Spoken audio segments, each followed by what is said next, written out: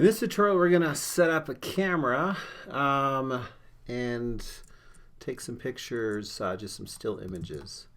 So to set up your camera, first thing you want to do is locate your camera, and hopefully your camera is not too small. And to look through that camera, if you just click on the icon over here, or you can press 0 on the number pad, you can actually look through that camera and see what you're taking a picture of animation or whatever that might be. So right now my camera is not in the right place.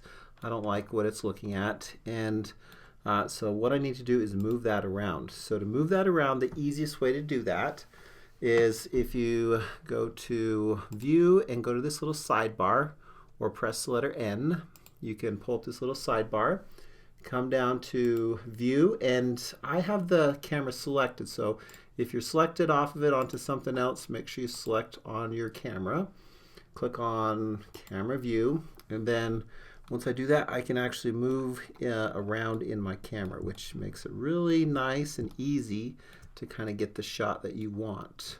So I'm going to go ahead and just set up that camera, get the point of view I want, and I don't want to capture, I'm going to try and not capture that building, so I'm just going to go ahead and set that camera to what I want to be taking a picture of. So I think I'll leave it at right about there. Get a little bit of the side of the building. And then just take off that camera view when you're done. So, so that's kind of what I'm going to take a picture of. I want to put in a quick little backdrop, and I set up the camera first so that I could now go in and set up a backdrop of the sky or of something else in there. So I'm just going to kind of do this quick and painless. So I'm going to go to Object. I'm going to go to, or not Object, go to Add, Mesh, and go to Plane. And that'll create a plane over here. To hide this, I'm going to press N because I don't need to see that for a minute. And then press R to rotate, 90, and then press X, Y, or Z. So it looks like Y was the direction I'm looking for. And then I'll press S to scale, and then S, and then Y to kind of stretch it to get that to go, and then S to scale a little bit more. So, and I'm just kind of looking for this to be my sky background. So now I'm going to just throw way back here, and now press S to scale. And I just really care about what the camera is capturing. So now I've got that little backdrop. It's capturing. It's not set up for the whole scene, but whatever my camera is looking at, that's the part that I care about.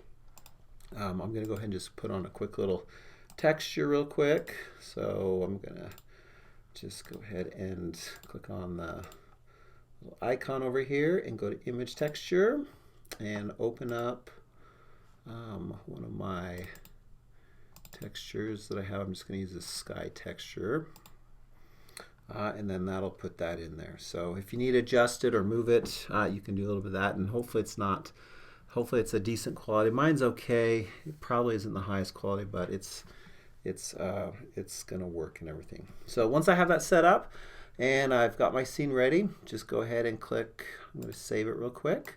And then I'm going to go up to Render, Render Image, and give it a minute to take a picture of your scene. So right now it should be rendering it out. Okay, and then I'll zoom out a little bit. So there is my first picture, and so I can look at it and decide, is it good enough, or do I need to adjust something and fix it a little bit? And I probably should go back and fix some things, but for this tutorial I'm just going to leave it the way it is. So image, and then image save, and then I'm going to just give it a name. I'll just name this lighting 1, and go ahead and click save. So now I've got my first image saved. Go ahead and just close out of it. And I'm going to take a couple different angles or different shots. So I'm going to play with the lighting a little bit. I've got one light source, and that didn't do a whole lot. If I go over here to render mode, you can see kind of how dark it was, and I had that shadow. So I'm going to either take that same one and just move it around and get a little bit different light scenario, or I could even come over and change it to sun And that just killed it, so I need to take this down to maybe 10 so it's not so bright. Even that is really bright. Let's try 1. And then if you're dealing with the sun, it's got this angle. I'm going to point that at my sky, so I'm going to go ahead and get to the rotate item out, or I can just press R to rotate and then just kind of come in and position that.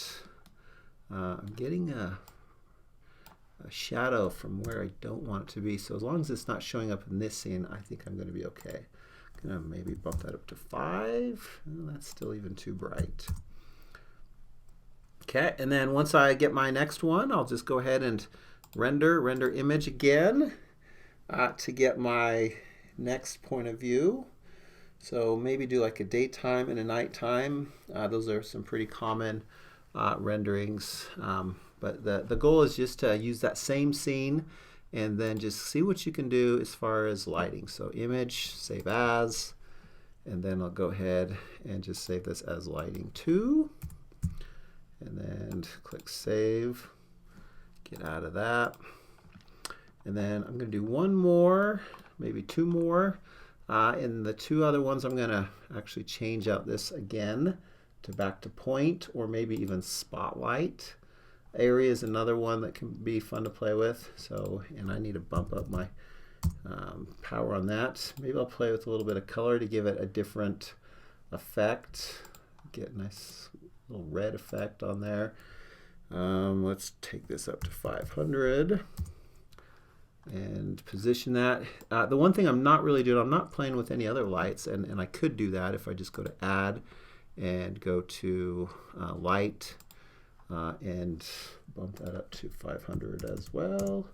Maybe I want to do a cross color where I have 2 colors going on at the same time. That can be kind of a fun effect to play with. So there's my next scene.